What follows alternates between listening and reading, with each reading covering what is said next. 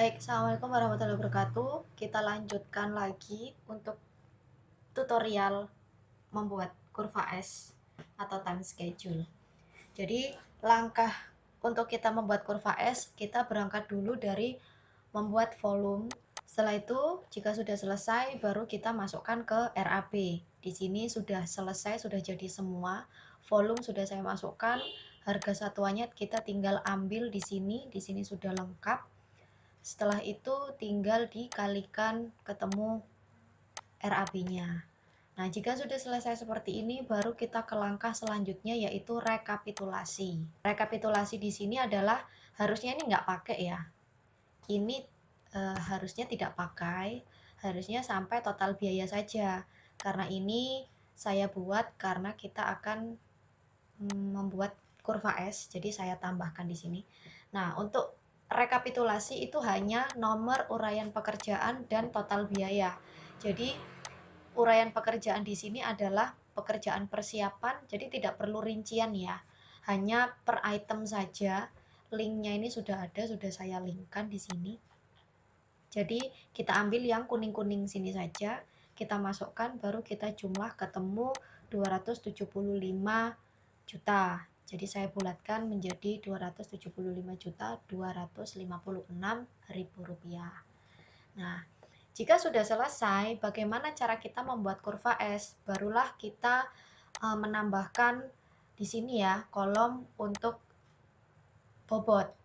Nah, bobotnya di sini saya delete dulu. Kita mulai dari awal biar bersama-sama ya. Sesuai dengan materi yang sudah saya jelaskan tadi, bahwa untuk kita membuat bobot yaitu harga per item, kurung buka, harga per item dibagi harga total, setelah itu dikali 100. Nah, sama dengan yang ini, kita tinggal tarik saja. Nah, hasilnya kan begini. Nah, bagaimana caranya jika kita ingin membuat demikian? Kita kunci dulu. Untuk yang hijau ya, karena yang hijau kan tidak pindah-pindah, jadi kita kunci seperti ini. Setelah itu kita tarik ke bawah. Nah, dengan sendirinya dia akan berubah sesuai dengan yang kita kehendaki ya. Kalau pembetonan dia akan ngeling ke pembetonan, pasangan dinding ke pasangan dinding. Tapi untuk harga totalnya dia tetap ada di sini, tidak lari semakin ke bawah karena sudah kita kunci. Jika sudah selesai, baru kita sum, auto sum, ketemunya 100. Kalau misalnya masih 90, berarti di sini ada beberapa nominal pekerjaan yang masih belum dimasukkan. Kalau sudah total 100%, berarti ini sudah genap. Nah, setelah itu kita buat dulu, kita rencanakan untuk pembangunan rumah satu lantai, kita buat 4 bulan. Nah, buat 4 bulan, jadi saya sesuaikan di sini Juli, Agustus, September, Oktober. Kita asumsikan 1 bulan itu 4 minggu. Jadi saya buat 4 ya, 4 seperti ini. Dan kita tambahi di sini rencana per minggu, persentase, dan kumulatif per minggu. Nah, kita buat dulu. Rencana per minggunya ini adalah penjumlahan dari bobot per minggu, yaitu gini. Jika sudah, untuk yang ke kanannya sama, kita tinggal tarik saja.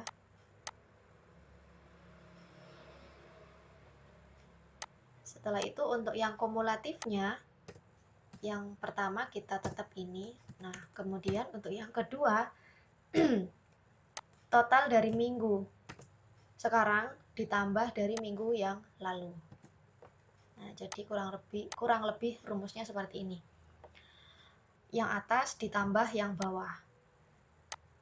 Jika sudah selesai, bisa kita tarik ke samping. Ketemunya 00 karena masih belum diisi. Nah, jika sudah selesai, baru kita bisa mengisi bobot-bobot yang ada di kolom ini ya. Nah, dari sini kita harus berpikir secara logika. Makanya yang tadi sudah saya sampaikan, logika, imajinasi kalian dalam langkah-langkah membangun mulai dari bawah sampai ke atas itu harus main. Kalau kalian tidak bisa berimajinasi, itu yang sulit. Maksud saya begini, yang pertama kita jelas ke pekerjaan persiapan. Pekerjaan persiapan ini kan memerlukan meliputi membersihkan lahan, pembuatan poplang sebelum galian tanah digali. Jadi kira-kira pekerjaan persiapan ini membutuhkan berapa minggu untuk selesai gitu. Kita asumsikan saja tukangnya itu totalnya 6 atau 8. Jadi kan banyak. Nah, kira-kira untuk pekerjaan persiapan itu membutuhkan berapa minggu? Saya rasa 1 minggu saja sudah cukup karena hanya pembersihan lahan dan pembuatan poplang. Jadi kalau misalnya cukup 1 minggu, ini tinggal sama dengan baru kita masukkan ke bobot yang ini. Nah, selanjutnya pekerjaan tanah dan pondasi. Pekerjaan tanah ini kan sebelum kita membangun pondasi berarti harus menggali dulu. Nah, kira-kira pekerjaan tanah dan pondasi itu memerlukan berapa minggu? Ada yang 2 minggu, ada yang 3 minggu. Nah, kita asumsikan saja pakai yang 3 minggu. Saya buat di minggu selanjutnya, ya. Jadi 14 dibagi 3 sama yang ini sama 3 minggu seperti ini. Setelah itu pembetonan. Pembetonan kita asumsikan pembetonan itu mulai dari slough sampai ring gewel. Jadi kita asumsikan 4 minggu ya, 1 bulan. Bagi 4, 2, 3, 4. Nah, jadi mulai dari slough sampai ring gewel itu saya asumsikan lama pengerjaan untuk pembetonan adalah 4 minggu. Setelah pembetonan selesai, baru kita ke pekerjaan dinding. Pekerjaan dinding ini tidak harus ada di pekerjaan pekerjaan beton selesai. Karena logikanya setelah pembetonan slough, kita langsung pekerjaan dinding. Itu bisa ditaruh di minggu keduanya setelah membuat beton yang bagian slough. Nah, kita asumsikan untuk dindingnya itu kita buat 3 minggu.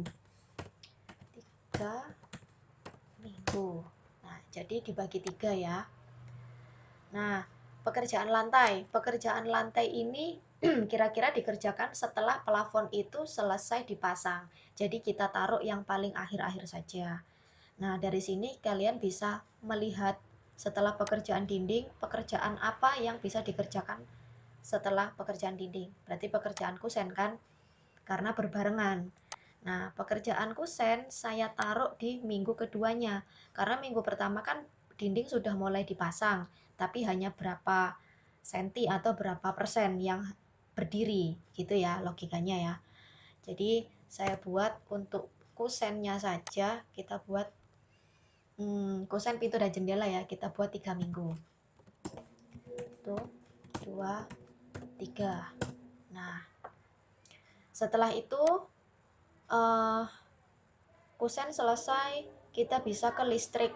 Karena listrik itu bareng sama dinding ya. Listrik itu bisa bareng sama dinding, berarti asumsikan untuk dinding ini sampai di sini aja. Setelah itu bisa dipasang listrik. Listrik ini saya buat 2 minggu. Yang 1 minggu adalah pemasangan kabel, yang 1 minggunya lagi nanti kita taruh yang paling akhir itu pemasangan lampu, pemasangan stop kontak, dan lain sebagainya. Jadi finishingnya ya. Tapi saya buat 2 minggu, satu taruh sini, satunya taruh yang paling akhir. Apakah boleh Bu? Boleh, karena logikanya kita berpikirnya harus seperti itu.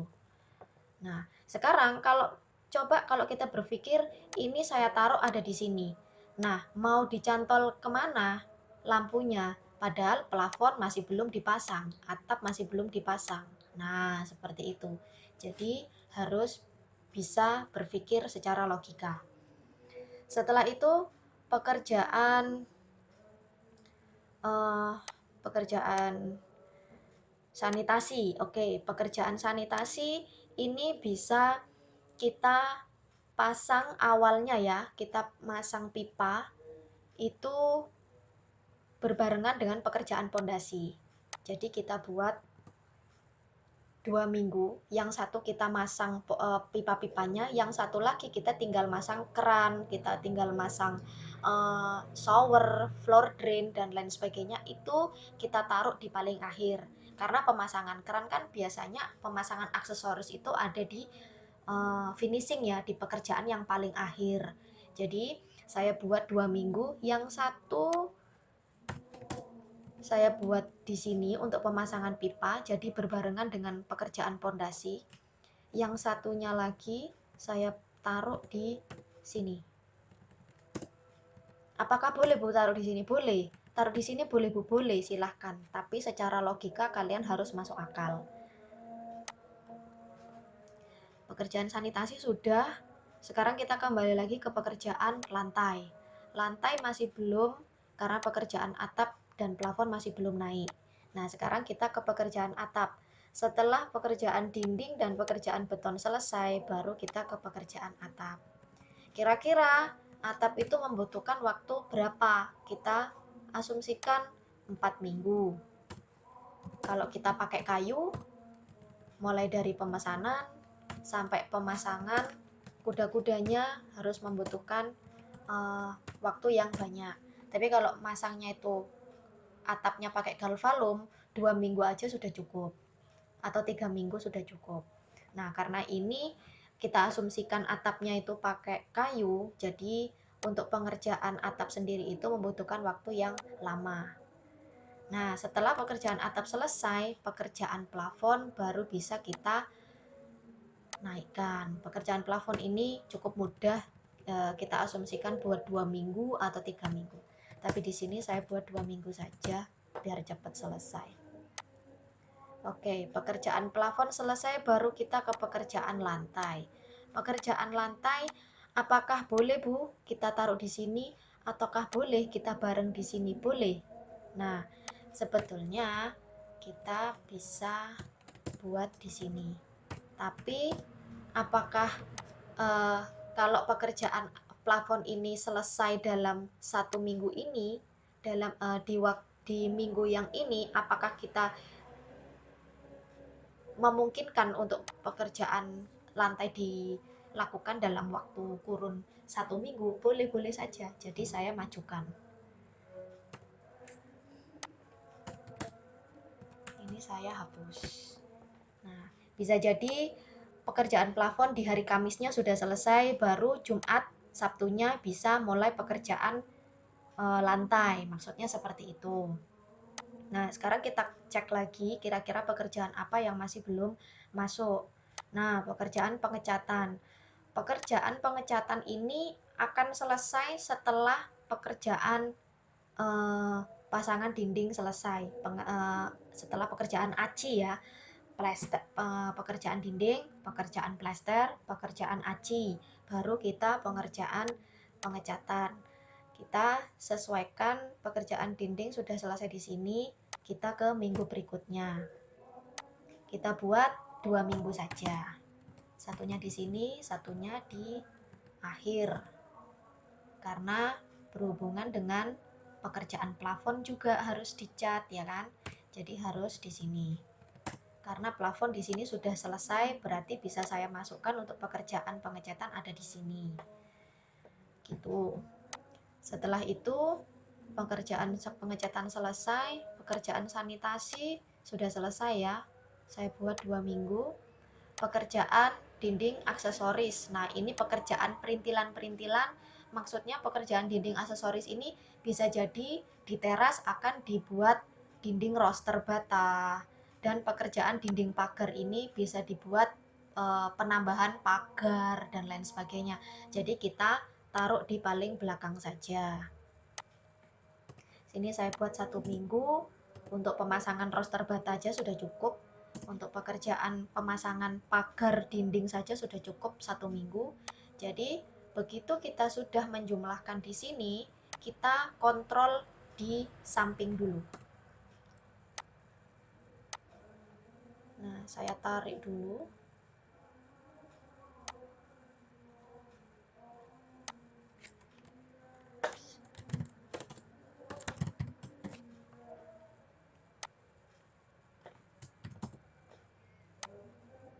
Sampai di sini. Nah, kita cocokkan dulu. Apakah penjumlahan ini sudah sesuai dengan penjumlahan ini?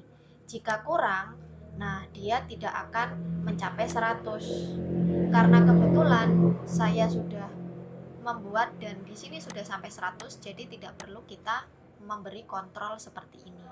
Nah, kontrol ini digunakan agar hasilnya ini dan ini selesai menjadi 100. Gitu ya. Jika sudah selesai ketemu 100%. Nah, ini adalah contoh untuk barcode saja, barcode dari setiap pekerjaan. Nah, kita tinggal menambahkan garis saja sesuai dengan berbentuk S yang sudah kita pelajari sama-sama.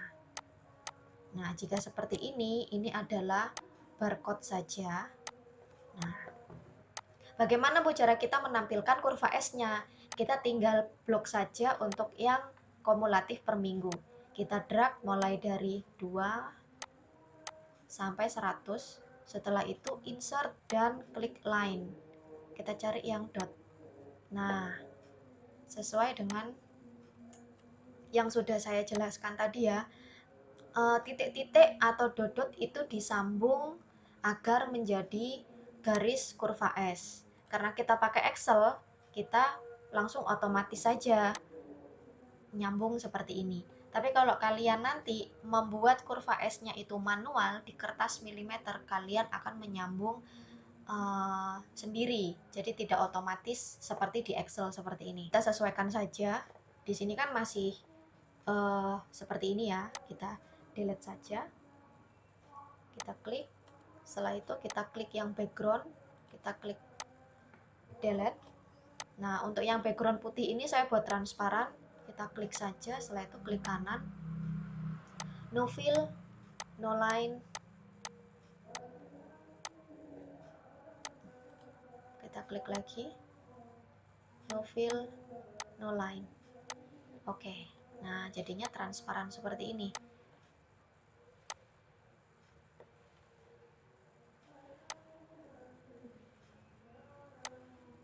Tinggal disesuaikan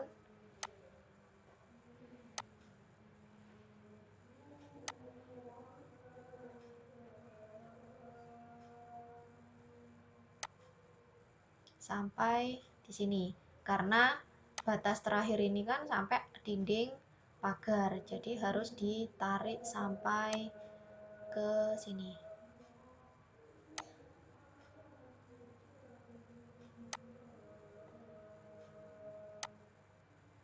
Oke. Ya, jadi kurang lebih untuk pembuatan kurva S adalah seperti ini. Oke. Nomor 1 persiapan sudah 100. Yang pertama berangkat dari titik sini.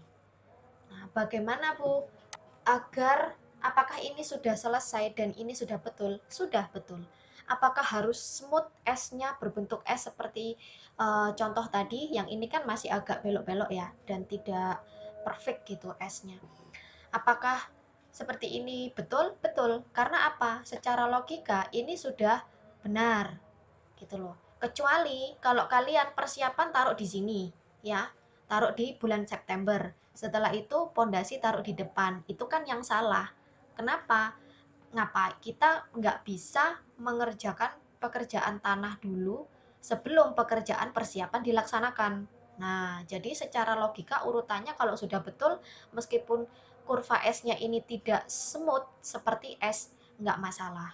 Yang penting barcode-nya ini secara logika itu sudah betul urut-urutannya. Mulai dari pekerjaan persiapan sampai pekerjaan aksesoris. Nah, begini cara membuat kurva S dengan Excel. Nah, untuk video selanjutnya atau pertemuan selanjutnya, saya akan memberi tutorial ke kalian untuk membuat kurva S manual. Jadi kita betul-betul menggambar. Nah, untuk sementara ini dulu silakan dipelajari di rumah, mau pakai RAP ini sesuai dengan contoh atau tugas dari pengajar yang dulu yang sudah ada RAP-nya atau yang dari prakerin kalian, silahkan dicoba dengan cara seperti ini. Kita ketemu lagi di minggu depan. Wassalamualaikum warahmatullahi wabarakatuh.